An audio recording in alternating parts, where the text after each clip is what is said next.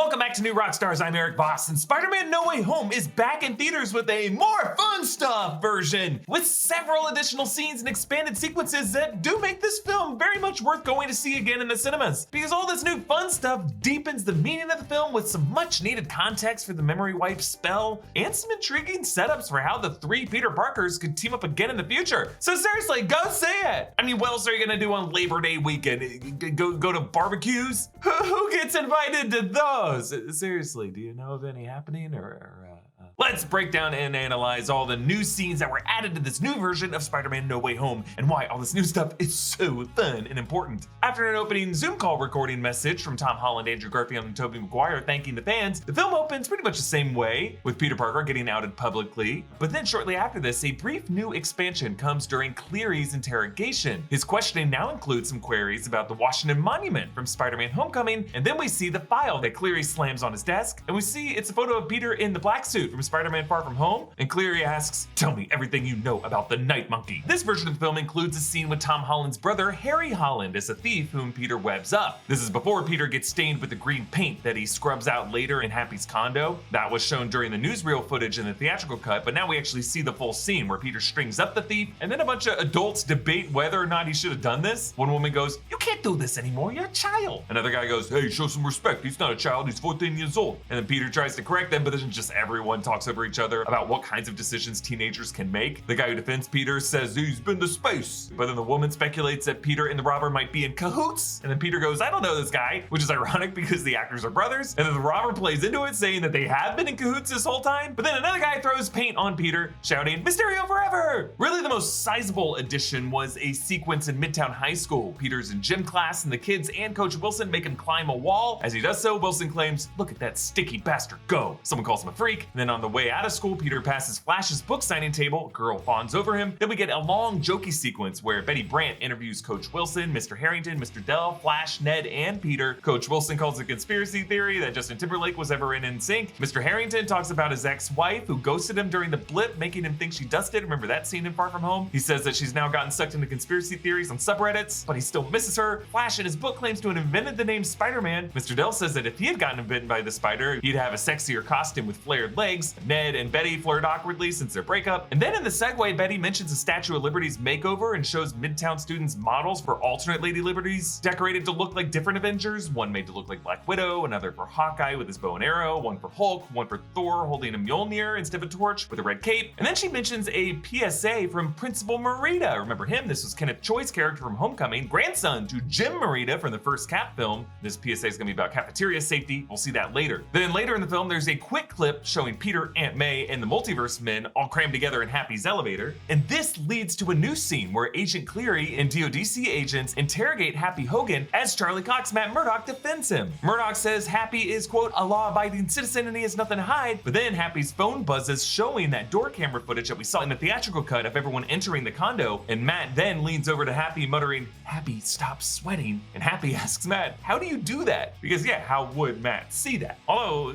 if you're sweating as much as Happy probably is in that moment, you don't need to see it. Now, interesting new footage here of the three Peters. There's this little moment between Tobey and Andrew on the scaffolding at the Statue of Liberty. Andrew says, "There are things I wish I could have done differently." And then Tobey says, "To have a second chance." And then in the moment when Andrew says he's always wanted brothers, he now goes on to say, "We should all hang out." Tobey says, "It is nice, but we should focus on the..." And then Andrew jumps in, "Yeah, not getting killed. I'll just grab your number at the end of the battle." And Tobey smiles and goes, "You got it." So we get this promise of a future team up between these characters. Now, I doubt they'd be able to call each other on their phones across the multiverse. But on the animated side of this multiverse, characters like Miguel O'Hara, Spider-Man 2099, have invented multiverse communication technology that could, if there's a live action version of this, allow Spider-Man to sync up throughout the web of life and destiny. After this movie came out, I even went into theories about how in the comics, the spider sense is really called arachnofrequency, and it's a kind of multiversal magic that syncs all Peter Parkers and Spider-Man variants together. So really, their spider sense is a way that they could call each other. Where would we see them together again?